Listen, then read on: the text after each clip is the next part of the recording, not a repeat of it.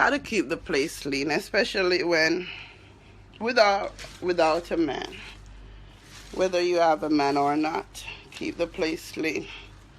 I want to borrow Theo plastic bag. My God. You know, but honey, it's saying that my battery is low, and we had it on charge all night. I think the charger is not working. I'm gonna wait for the maids to come, because my spirit get cross when the place is dirty. My grandma used to be like real cross all the time whenever the place was dirty.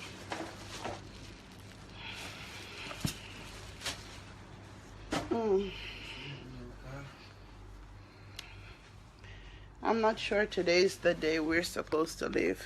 It more feels like tomorrow. You gonna check to see if you see the car? What kind of gun? I mean, Babe, go look. But I know you'll take care of it anyway. I know you'll take care of it. Oh, God. Get over here. You do no action last night. Motherfucker. You cursing the clothes? Yeah, get away, fuck. You do no action last night. What kind of action you expecting? This fucking girl let her get no poom last night. Get away. Get away. That's why you got no punani last night, because you had all the girls? Fucking go and let me sleep away. Because you've been calling me granny. You laughed at that. Oh my gosh. So it's the first night you didn't get anything? No poom, no poom. No poom. I felt your hand all parts of me last night. Yeah, tell me my I hand felt never it. moved. And I asked you about it, and you say, no, you didn't put your hand in my vagina last night. I felt it in my vagina a million times, and I know I wasn't dreaming. And I was like, one time it was about 6 o'clock, and your fingers were like up in my vagina, and I'm like, don't do that. Because guess what? You see, when it comes to early morning, I don't like a man to bother me, because I want to focus on my Jesus, you know, and we always have a good talk every morning, me and Jesus, and he talks back to me. Listen, we going back home. I ain't doing no more shopping. When we go back home, all that clothes home. That's it. Yeah, but what I was saying, I spoke to Jesus. I speak to Jesus every morning, and he tells me what to expect throughout the day. That's why a lot of things happen sometimes and it don't surprise me, because God already prepared me, you know. So make sure you do that every morning. The younger you are and the closer you are to God is the better, you know. You should not think that you too young, you too dainty, you too hip to talk about God, to talk about Jesus Christ. You should make him your everything, you know. Love with Jesus. I fell in love with Jesus at a pretty young age. I was in church, Gospel Hall in Geisel, and you know, I went on stage to say a poem. It was called Dear Jesus, and I was up there and I felt this love in my heart for him. And ever since then, he has walked with me in life, talked with me, and he's my greatest love. He will never let you down, because he can't, because he's Jesus, the Son of God. Some people just, you know what God told me to tell you this morning? That we should watch our speech. Yeah, Don't purposely be hurting someone for the fun of it. No, you never know. Maybe that person is the person that God sent to help you. Life is so funny. I remember the one and only time that I attacked a celebrity online. It was Nicki Minaj.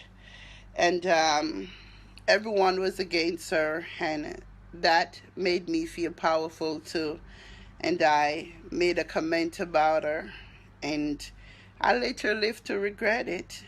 She's like my favorite artist, and after I made the comment, I thought to myself that this girl is human. She has feelings. Why have I done this? But the majority of the people doing it made me felt powerful. I joined the majority of people when I should have known better.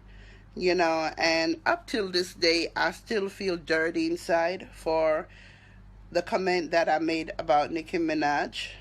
You know, I think it was in regards to her being the date of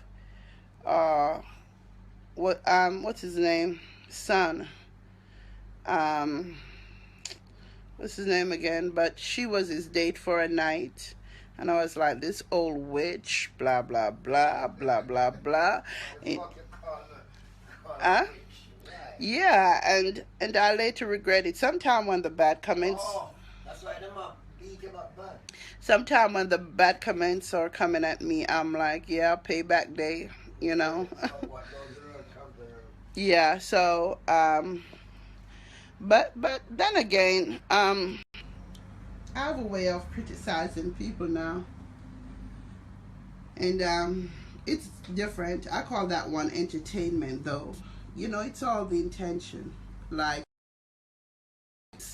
but when I think about Wendy Williams as a mother, I think. I think the producers of her show sat down with her and said, Wendy, you gotta be more real with your audience. Because one time she came on her show and she was crying and she was saying that her son, like he did not love her. And I cried too. I felt her pain.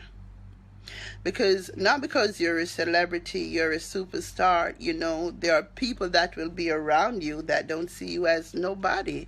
And sometimes it's your own, like your own family, and she felt real. She didn't feel plastic that day. She felt real. And that made me realize that she's human. And I think a lot of times before shows, she cries a lot. She seems to be not really going through a lot. The money is there and everything is there, but something is missing. Who did I hear donate money recently? And I'm like, what the heck?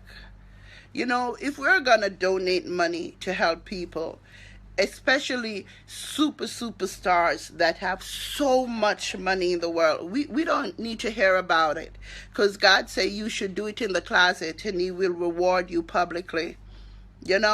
What are you telling me? Like, if you donate a bunch of money to this organization, we don't even know if the kids get the money or whoever. I don't want to hear about it. As a celebrity, I would rather you go into the soup kitchen and serve some soup for the week or for the day, and encourage people, hug them, and make them feel happy, touch kids, don't act like you are that. That's what I call being a real celebrity. Babe, be careful, because when you iron and then touch cold water, you could catch a cold just like that. And the water warm. Oh, it's warm? It's down warm. Mm-hmm.